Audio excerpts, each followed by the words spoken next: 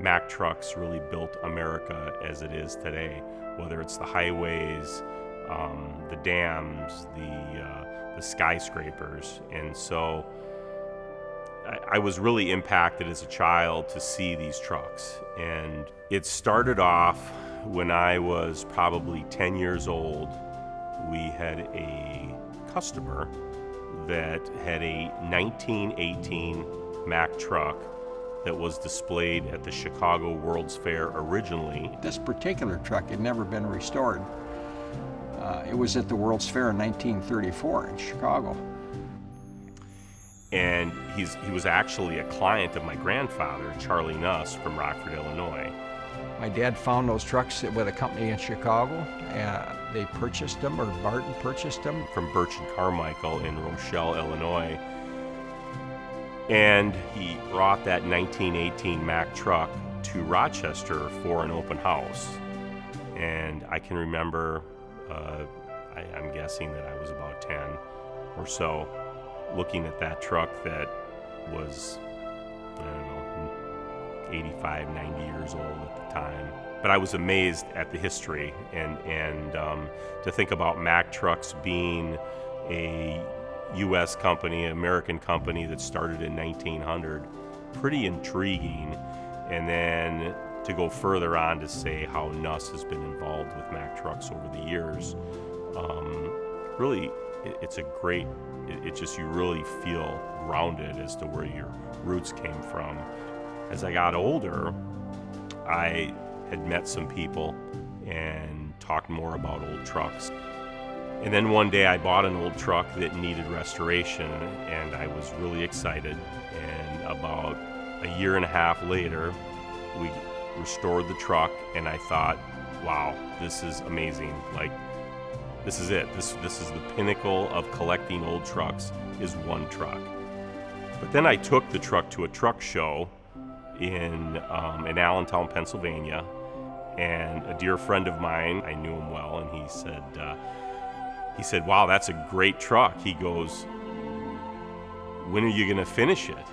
And I didn't even know what to say. I said, I think I did finish it, right? And he said, well, it looks great, don't get me wrong, but it's just had this big empty flatbed, right? And he said, who ever thought of, or ever heard or saw a truck that wasn't hauling something? So he quickly came up with an idea to have a bunch of old wine barrels that he had in his museum that he was able to let me acquire. And we put together our very first truck, which is this 1923 Mack AC that we call the wine truck. And so that's how it started. As I talk to more people, travel to more shows, one truck leads to two, two leads to three, and the next thing you know, you've got a big collection.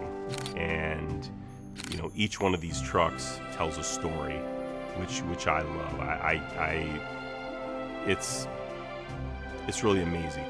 I've got this Boulder Dam behind me. This is a 1932 Mack truck that built the Boulder Dam. It was one of 17 Super Duty Mack trucks that worked on the Boulder Dam, and it's the only complete one left in the world.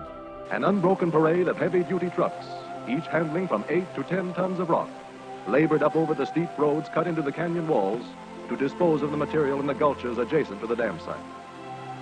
This phase of the task, which entailed the excavation and the handling of over 1.5 million cubic yards of material, was completed within a period of 13 months and was considered the most grueling portion of the work for both men and machinery. Ultimately, all these trucks tell a story, and they tell a story of the people, the men and women that built this country.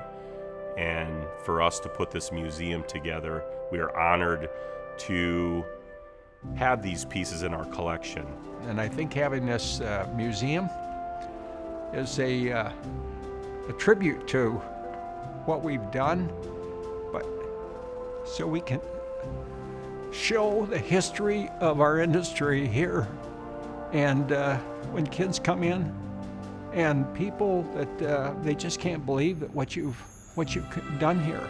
we're kind of caretakers, I guess, of these trucks and these stories, I guess, and we've taken it upon ourselves to bring them back to life, tell their story, and set them up for future generations to understand the history, understand the stories, and carry on the legacy of really trucks that built America. So I think this is all part of the history.